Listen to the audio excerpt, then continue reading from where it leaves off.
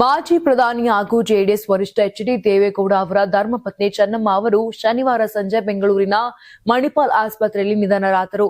ತೀವ್ರ ಉಸಿರಾಟದ ಸಮಸ್ಯೆಯಿಂದ ಚಿಕಿತ್ಸೆ ಪಡೆಯುತ್ತಿದ್ದಂತವರು ಚಿಕಿತ್ಸೆ ಫಲಕಾರಿಯಾಗದೆ ಸಾವನ್ನಪ್ಪಿದ್ದಾರೆ. ಇನ್ನು ದೇವೇಗೌಡರ ಕುಟುಂಬವನ್ನ ಶೋಕ ಸಾಗರದಲ್ಲಿ ಮುಳುಗಿಸಿದೆ. ಚೆನ್ನಮ್ಮ ಅವರ ಬದುಕು ಹಲವು ಸಂಕಷ್ಟಗಳ ನಡುವೆಯೂ ಧೈರ್ಯದ ಪಯಣವಾಗಿತ್ತು. 2001ರ ಫೆಬ್ರವರಿ 21ರಂದು ಹೊಳೆನರಸೀಪುರ ತಾಲೂಕಿನ ಹರದನಹಳ್ಳಿಯ ದೇವೇಶ್ವರ ಸ್ವಾಮಿ ದೇವಸ್ಥಾನದಲ್ಲಿ ಪೂಜೆ ಸಲ್ಲಿಸುವ ವೇಳೆ ಅವರ ಮೇಲೆ ಆಸಿಡ್ ದಾಳಿ ನಡೆದಿತ್ತು. ಆಸ್ತಿ ವಿವಾದ ಮತ್ತು ಕೌಟುಂಬಿಕ ವೈಷಮ್ಯದ ಹಿನ್ನೆಲೆ ದೇವೇಗೌಡರ ಸಹೋದರನ ಪುತ್ರ ಲೋಕೇಶ್ ಈ ಕೃತ್ಯ ಎಸಗಿದನೆಂಬ ಆರೋಪ ಕೇಳಿಬಂದಿತ್ತು.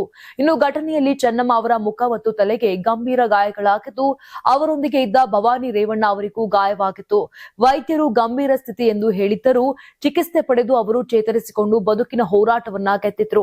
ಇದಾದ ಬಳಿಕ ಕೊರೋನಾ ಸೋಂಕನ್ನ ಕೂಡ ಯಶಸ್ವಿಯಾಗಿ ಎದುರಿಸಿದ್ದ ಚೆನ್ನಮ್ಮ ಕಳೆದ ಕೆಲ ವರ್ಷಗಳಿಂದ ಎದೆ ಹಾಗೂ ಉಸಿರಾಟದ ಸಮಸ್ಯೆಯಿಂದ ಬಳಲುತ್ತಿದ್ದರು.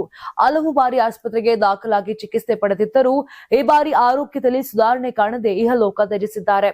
ಆಸಿಡ್ ದಾಳಿ, ಕೊರೋನಾ ಸೇರಿದಂತೆ ಹಲವು ಜೀವಪಾಯಗಳನ್ನ ಮೆಟ್ಟಿ ನಿಂತಿದ್ದ ಚೆನ್ನಮ್ಮ ಅವರ ಅಗಲಿಕೆ ದೇವೇಗೌಡರ ಕುಟುಂಬಕ್ಕೆ ಮಾತ್ರವಲ್ಲ, ರಾಜ್ಯದ ರಾಜಕೀಯ ವಲಯಕ್ಕೂ ತುಂಬಲಾರದ ನಷ್ಟವಾಗಿದೆ.